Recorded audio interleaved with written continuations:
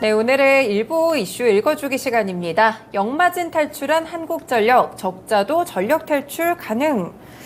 네, 전기요금 이야기를 안 해볼 수가 없을 것 같아요. 사실 2분기에는 전기요금이 결정되는데 상당히 좀 오랜 시간이 걸려서 거의 3분기 가까이까지 밀렸던 걸로 기억을 하는데 이때 약간 올랐어요. 그런데 이제 3분기 요금은 동결이 됐더라고요. 네. 그동안 한국전력과 관련된 이 전기요금 어떤 추이를 좀 보였을까요? 네, 작년부터 2분기까지 한국전력이 한 5번 정도 요금을 인상을 했는데요. 그러면서 킬로와트당 총 40.4원 정도가 오르면서 인상률이 한 40% 정도 넘게 올랐습니다. 네. 그 전에도 한번 한국전력과 관련해서 이슈를 다룬 적이 있었는데요. 이렇게 요금을 한국전력이 올렸어도 적자 규모가 지금 누적된 게 45조 원이 넘었다 네. 이런 얘기들이 많잖아요. 그 이유는 아무래도 이제 한국전력이 전기를 팔면 팔수록 좀 손해를 보는 구조 때문입니다. 한국전력이 전기를 사오는 비용이 파는 비용보다 더 비싸기 때문인데요. 네. 그래서 한국전력 입장에서는 이런 적자를 좀 해소하기 위해서는 전기요금을 킬로와트당 51.6원을 올려야 된다 이렇게 얘기를 하고 있지만요. 네. 사실상 그런 부분들은 좀 국민들에게는 부담이 상당히 네. 큰 부분이고요. 더불어서 이번 3분기는 아무래도 전기요금을 좀 동결을 했기 때문에 재무구조에 대한 정상화가 조금은 더 멀어질 수 있겠다 이런 전망이 나오고 있습니다. 네, 그렇군요. 이제 말씀해 주셨던 것처럼 한국전력이 적자였던 이유는 역마진 때문이었던 것 같은데 이제 얼마 전에 한국전력이 급등을 했던 이유가 이 역마진이 해소되고 있다는 이야기가 나왔어요. 전력에 대한 도매가가 좀 낮아졌다고 하는데요. 네, 방금 말씀드렸다시피 한국전력의 대규모 적자 중에 가장 큰 원인을 차지하고 있었던 게 아무래도 이제 사오는 가격보다 파는 가격이 싼 역마진 구조 네. 때문이었어요. 한국전력의 4월 전력 도매가는 킬로와트당 164.9원이었고요. 4월의 전기 요금은 킬로와트 시당 이제 146.6원이었어요. 네. 그러니까 사오는 가격이 더 비쌌던 거였죠. 4월까지만 해도 한 18원 정도 한전이 손해를 보는 구조였었는데요. 네. 이제 최근에 국제 유가도 굉장히 많이 안정화가 됐고 한 70달러 선에서 지금 거래가 되고 있는 상황에서 전력 구매 단가도 함께 떨어지고 있는 상황입니다. 5월에는 전력 도매가가 164.9원에서 이제 143.6원까지 낮아졌고요. 반대로 전기요금은 154.6원으로 오르면서 1년 7개월 만에 그래도 다행히도 원가보다 전기를 이제 비싸게 팔게 되면서 역마진 상황이 어느 정도 해소가 됐습니다. 사실 한국전력의 성수기라고 한다면 지금이라고 볼 수 있잖아요. 그렇겠죠. 아무래도 여름이다 네. 보니까. 하지만 그동안에는 이러한 역마진 사태가 계속해서 지속이 되어 왔었기 때문에 성수기 시기에는 오히려 손실이 더 크던 시기였어요. 하지만 이제는 역마진이 좀 탈출하게 되면서 상황이 어느 정도 긍정적으로 변해지고 있습니다. 한국전력의 역마진이 해소가 되면서 그래서 이제 3분기에는 흑자 전환을 할 수 있겠다 이런 얘기가 증권가에서도 좀 나오는 것 같은데 실제로 오랜 기간 좀 적자의 늪에 허덕였던 한국전력이 이번에는 좀 탈출을 할 수 있을까요? 이번에 다행히도 이제 역마진 해소가 되면서 그동안에는 원가 이하로 전기를 파는 좀 손해보는 구조가 네. 어느 정도 이제 탈피가 가능합니다. 그래서 이제 증권가에서도 한국전력의 3분기 영업이익이 흑자로 돌아설 수 있겠다 이런 전망들이 나오고 있거든요. 이제 메리츠 증권에서는 3조 2천억 원 정도의 흑자를 낼 수 네. 있겠다라고 전망을 하고 있고요. 또 신한투자증권에서는 1조 8,150억 원 정도의 수준을 예상을 하고 있습니다. 여기서 이제 신한투자증권에서 1조 8천억 원이라는 한국전력의 3분기 흑자에 대해서 어떻게 네. 분석을 했느냐.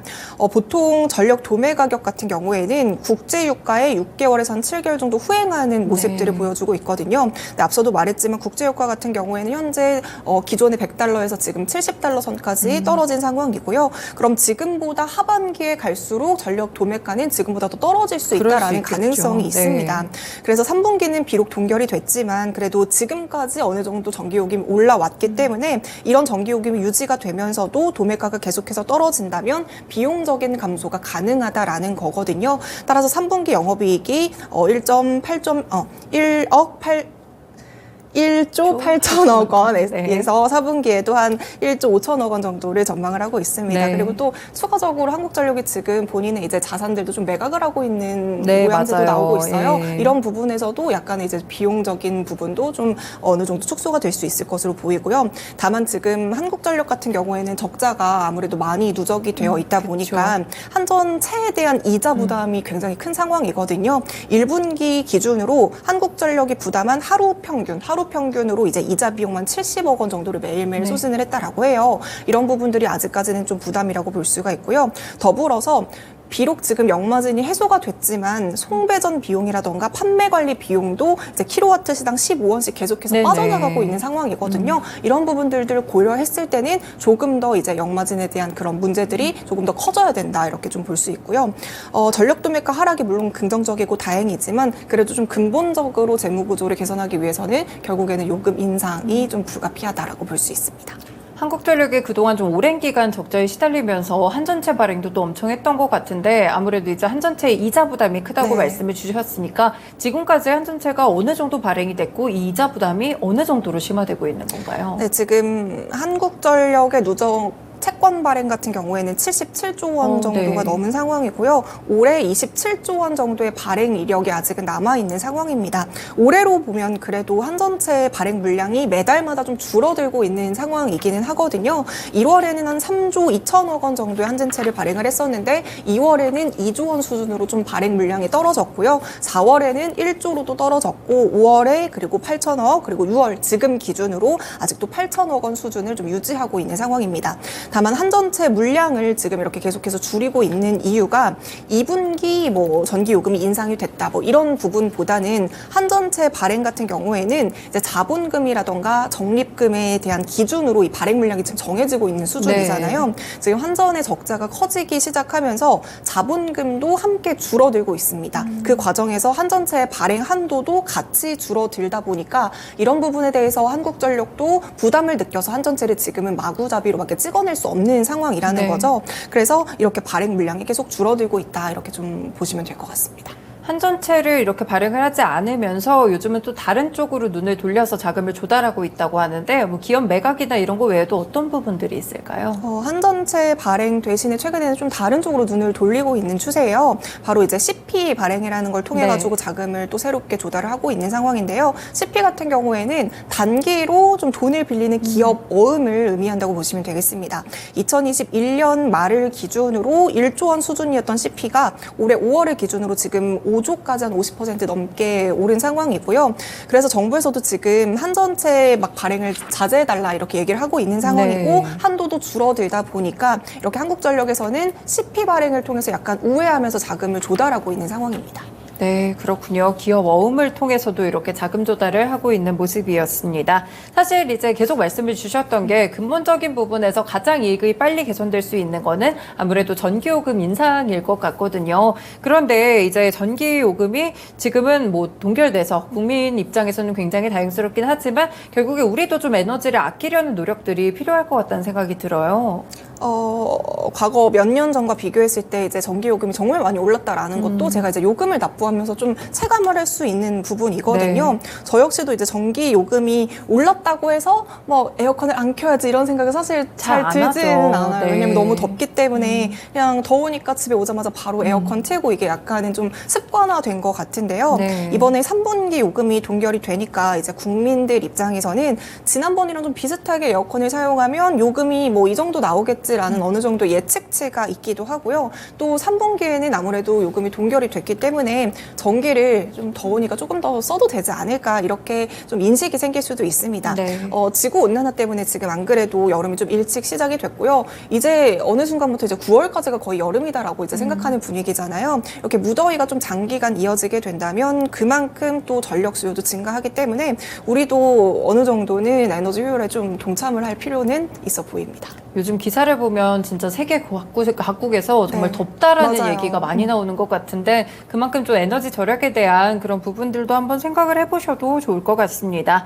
사실 우리가 이제 전기요금을 누진세로 매기고 있는 네. 상황인데 그러면 많이 이제 크게 쓰면 그 구간별로 더 이 누진세 자체가 좀 커지는 그런 구간 속에 있잖아요. 일단 누진세 기준부터 좀 체크를 해볼까요? 네, 누진세가 붙는 구간이 총 3단계 구간이 있습니다. 네. 일단 1단계 같은 경우에는요, 0에서 한 200kW를 이제 1단계라고 볼 수가 있고요. 2단계는 201에서 400kW시, 그리고 3단계 같은 경우에는 401에서 한 451 이상이 되면 3단계다. 이렇게 3단계로 구분이 됐다라고 볼 수가 있는데요. 네. 이 누진 구간이 바뀌는 구간마다 요금폭이 오른다라고 생각을 해주시면 될 것 같습니다. 예를 들어서 월 전기 사용량이 한 450kWh를 초과할 경우에는 3단계 요금 단가 이제 307.3원, 여기에다가 기본 요금 7,300원 1,600원이 함께 네. 적용이 되거든요. 사실 원래 기본요금 같은 경우에도 기존에 1,600원이었는데 지금 7,600원까지 네. 기본요금이 좀 오른 상황입니다. 이제 보통 4인 가구를 기준으로 월 평균 사용량이 한 332kWh가 네. 나온다라고 해요. 이 정도의 전력 사용량이면 한 달에 한 66,590원 정도의 전기요금이 나온다라고 생각을 해주시면 될 것 같거든요. 근데 이게 만약에 하루 평균 10시간 정도 에어컨을 켰다라고 한다면 14만 원 정도가 나온다고 합니다. 네. 어찌됐건 뭐 전기를 많이 쓰면 쓸수록 에어컨을 길게 가동하면 가동할수록 전기요금은 많이 나온다 이렇게 생각을 해주시면 될 것 같고요. 물론 지금 말씀드린 것처럼 3단계 구간별로 누진세라는 게 적용이 되기는 하지만 반대로 또 전기를 아껴 쓰는 가구에 대해서는 요금을 돌려주는 에너지 캐시백 제도도 함께 네. 지금 성행하고 있습니다. 당장 7월부터는 이 에너지 캐시백 제도가 조금 더 확대가 된다라고 하거든요. 전년보다 전기를 한 5에서 10% 정도 아껴 쓴다라고 한다면 킬로와트 시당 30원 정도를 할인해 주고요. 또 20% 이상 절약을 하게 된다면 킬로와트 시당 100원의 캐시백을 받을 수 있습니다. 에너지 캐시백 대책은 좀 처음 들어보는 것 같은데 어떻게 돌려받을 수 있는 건가요? 요금에서 이제 또 추가적으로 산정이 되는 건가요? 네. 아, 그렇군요. 사실 뭐 이제 에어컨을 뭐 원룸에서 이렇게 쓰시는 분들도 있고 이제 4인 가족 기준으로 이렇게 볼 수도 있을 것 같은데 혹시나 에어컨 종류별로 뭐 벽걸이나 스탠드나 이런 거에 따라서도 전기요금이 달라질까요? 네, 에어컨의 종류마다도 이제 전력요금이 좀 달라지는 것을 이번에 한국전력에서 이런 좀 시뮬레이션한 결과들을 공유를 했어요. 평균적으로 4인 가족이 하루 한 7.7시간 정도 에어컨을 사용할 경우 시스템형 에어컨 같은 경우에는 한 12만 2천 원 정도의 요금이 네. 나온 것으로 측정이 됐고요. 스탠드형 같은 경우에는 한 10만 3천 원 정도가 나왔고 벽걸이 분리형 같은 경우에는 7만 5천 원 정도의 요금이 나왔습니다. 이거는 각 에어컨마다 각자의 시간당 전기 소비량이 다르기 때문에 이렇게 좀 같은 시간 에어컨을 가동을 했더라도 요금이 차이가 나는 것을 확인을 할 수가 있을 것 같은데요. 네. 일단은 시스템형이 가장 또 요금이 가장 많이 나오는 건데 시간당 1.1kWh씩 좀 가장 높다라고 볼 수가 있고요. 네. 스탠드 분리형 같은 경우에는 0.8kWh 그리고 벽걸이 분리형 같은 경우에는 0.5kWh 순으로 낮아지고 있습니다. 네. 그래서 이게 요금 에너지별로 다르다 보니까 제가 사는 집은 또 하필 가장 비싼 시스템형이더라고요. 바꾸셔야겠어요. 그러니까요. 네. 이런 부분들도 또 이제 영향을 미친다라는 걸 알아주시면 좋을 것 같고요. 어찌됐건 뭐 7.7시간의 기준으로 지금 이렇게 요금을 말씀을 드렸지만 결국에는 장기간 에어컨을 사용하면 누진세가 붙어서 요금이 더 많이 나오게 되지만요. 하루에 가동 시간을 딱 2시간만 줄여도 최대 2만 원까지 전기요금을 또 절약을 할 수 있다고 합니다. 네. 우리가 꼭 이제 요금을 아끼기 위해서 전기를 좀 절약하자라는 마음보다는 앞서도 말했다시피 이제 지구 온난화도 너무나도 심각해지고 있는 만큼 뭐 오늘 이 기회부터 좀 요금을 줄이기 위해서 또 지구 온난화에 동참하기 위해서 전기를 아껴 쓰는 그런 습관을 가져보는 것도 좋을 것 같습니다.